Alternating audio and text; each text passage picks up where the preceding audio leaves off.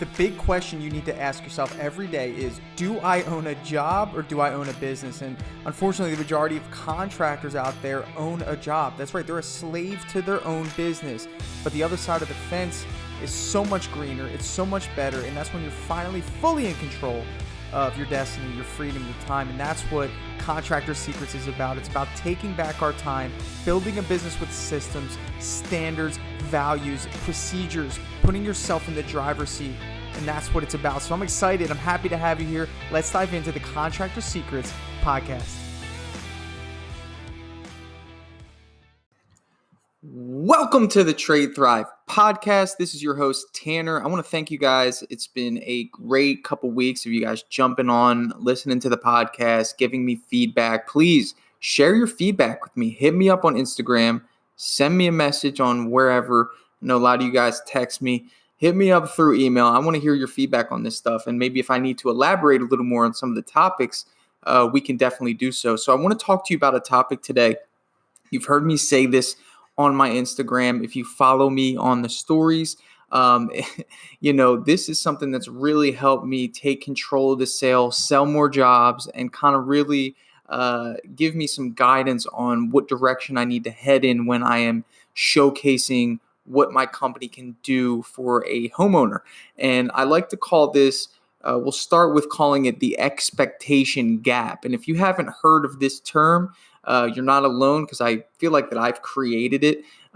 So don't feel intimidated by the term. But where I'm getting at is that I've recognized through doing this for so long and doing so many estimates that everyone has an idea of how much they believe the job is going to cost.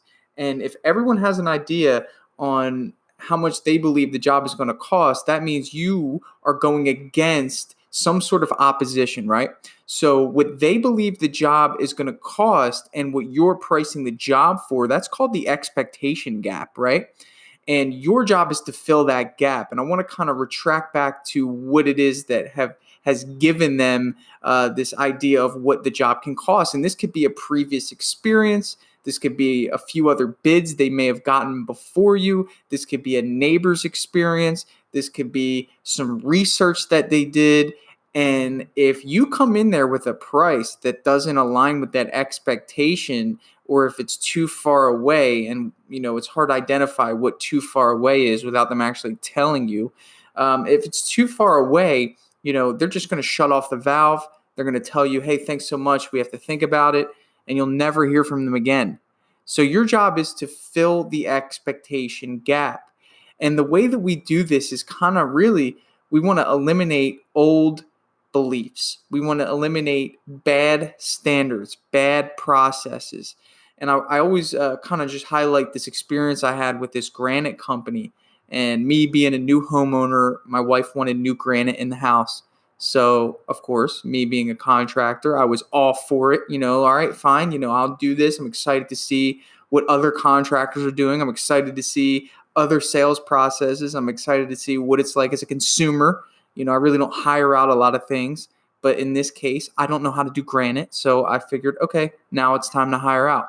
All right. So not really ever experiencing what it's like to have granite installed. Everything was new to me, okay? I had no idea what the price was going to be. I really didn't. I mean, I've had some generalizations. Someone said, $35 to $50 a square foot or whatever. I mean, I really just didn't have an idea. So what we did was we went out and, we looked on Google. That's the first reaction I had. So pay attention. A lot of your newer homeowners, I'm young, I'm a millennial, okay? We're going right to Google. That is the way we do things now. So I went right to Google, looked at the reviews, found the company with the best reviews, obviously, called them, scheduled them to come out and give me an estimate. So the kid comes over. I like that he was on time. Kid came over, and he's just like, I'm just like studying this guy. Came over, literally just came in the house.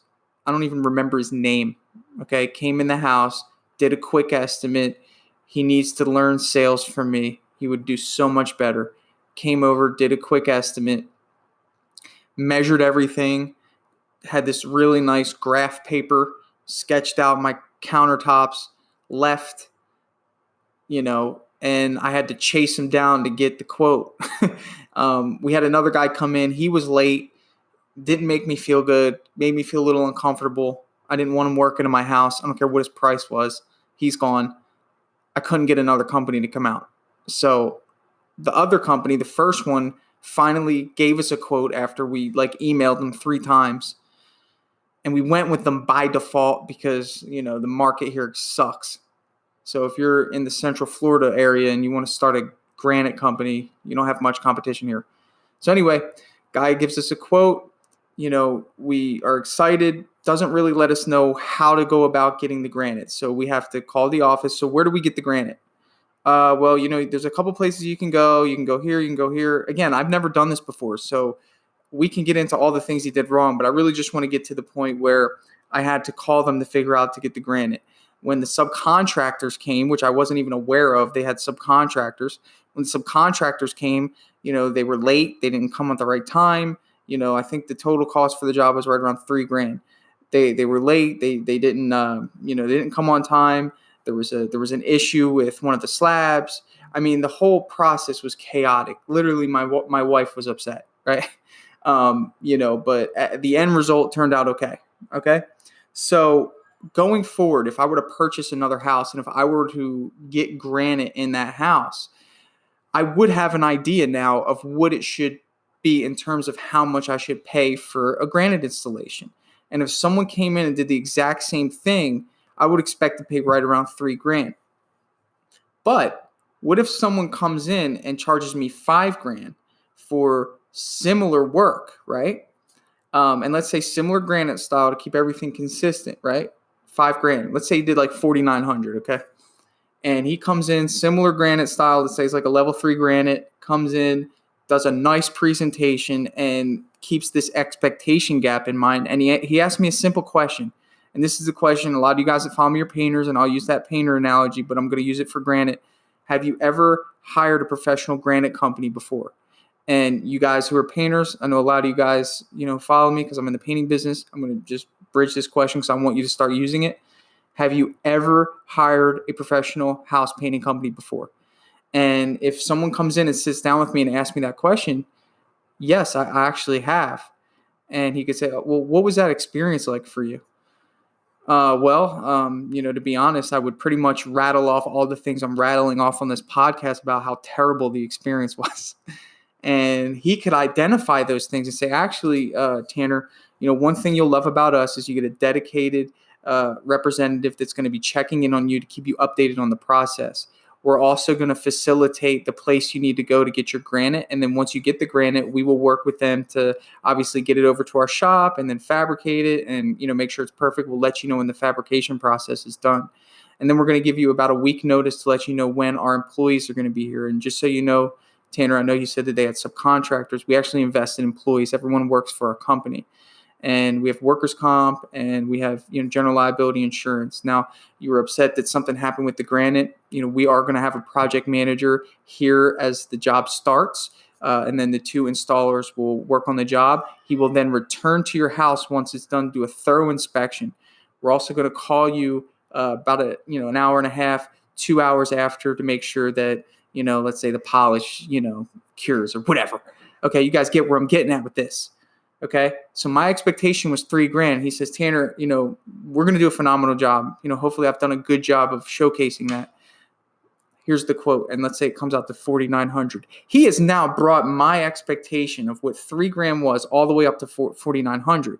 And I could say, you know what? I could go through the pain of finding someone else to do this work for $3,000, or I can go with this guy who has obviously built so much value as to why his price is what it is versus what I thought my price was going to be, that it makes it that much more, I would say, I'm encouraged now to go with his price because I'm getting value in return compared to what it is I paid before.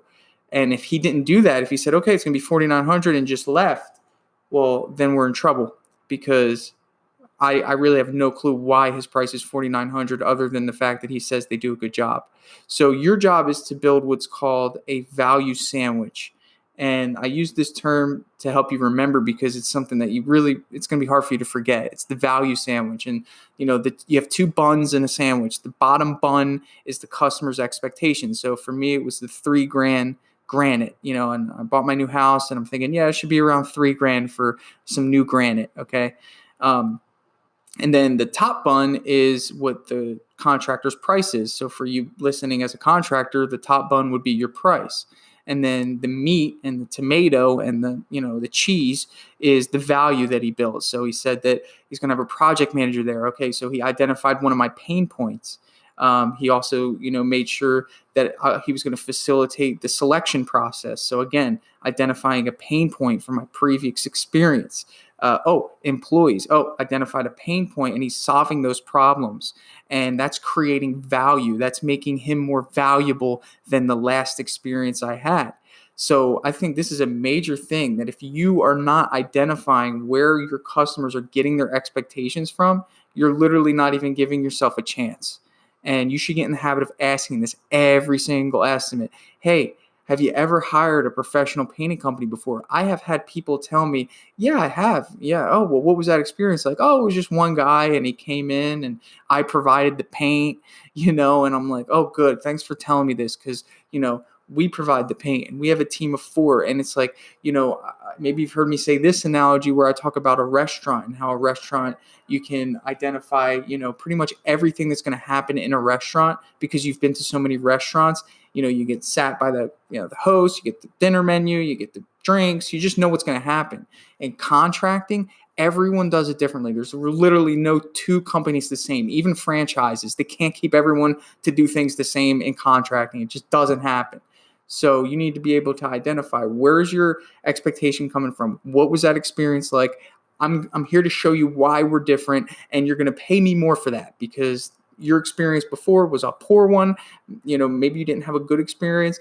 Now let's talk about if they had a phenomenal experience and they keep gloating about, the amazing painters that they had. And I come across, say, where is he? Why isn't he here? No, I'm kidding. I don't say that. Somebody posted that on my Instagram. I had a little, meme come up and it was about, people saying how great the last painter was. And one of the guys was like, yeah, I say, well, where is he? Why isn't he here? No, we don't say that. But what we do is highlight the same things that we do as that other company. So, if they love the fact that the other company checked in on them or, had a big team, I'll say, oh, well, we have a big team too. Oh, well, we definitely make sure that we call. I mean, these are things that you need to do. So the value sandwich is going to help you build, that gap. It's going to help you close that gap, between what their expectation is and what your price is. So if you're listening to this and you're a painting contractor, great news. We are offering website design now. And even if you're not a painting contractor, go to tradethrive.com. We are offering a really cool deal for anyone that's listening to this podcast. So if you're listening to this podcast, head over to tradethrive.com. And then I want you to send me an email and say, hey, I just went over, I submitted the form for the website, I listened to the podcast. I really want to get to know you a little bit, and I want to figure out what is best for you. We also do redesign. And what's cool about these websites now is that we're putting an Instagram gallery on them. We're doing a Facebook Messenger button that is for your customers that want instant communication. We're all communicating through Messenger of some sort. We're all DMing. We're all instant messaging. So why is our website relying on an old, outdated form that gets sent to your email that you probably sometimes overlook, and then you figure out later, too late in the day, and then it just becomes this like long, drawn-out thing when you have people that are putting in that request hoping to get a quick response. We've eliminated that. So go to the web design tab at tradethrive.com, check it out, look at some of the work that we've done, see the differences, look at your website, see, hey, these websites are pretty good, and we got a sweet deal for you if you are a podcast listener. Thank you so much. Really appreciate you listening today. Follow me on Instagram at TradeThrive. We'll catch you. Hey, I just want to take a second to thank you for joining me here on the Contractor Secrets podcast. I'm just going to take this opportunity to let you know that my passion is coaching people, helping people. I've changed my Instagram name to @ContractorCoach, and I did that because that is my passion. I want to help you. So please reach out to me. If you have an issue going on in your business, send me an email. find me on Instagram, message me, and let's do a breakthrough session. I want to work through your problems in your business to help you get to that next level. And one thing that I always say is this, the difference between those that get over the humps and the hurdles in business is just a change in perspective. And that's what I plan to offer you. So get with me, message me, allow me to help you take your business to the next level.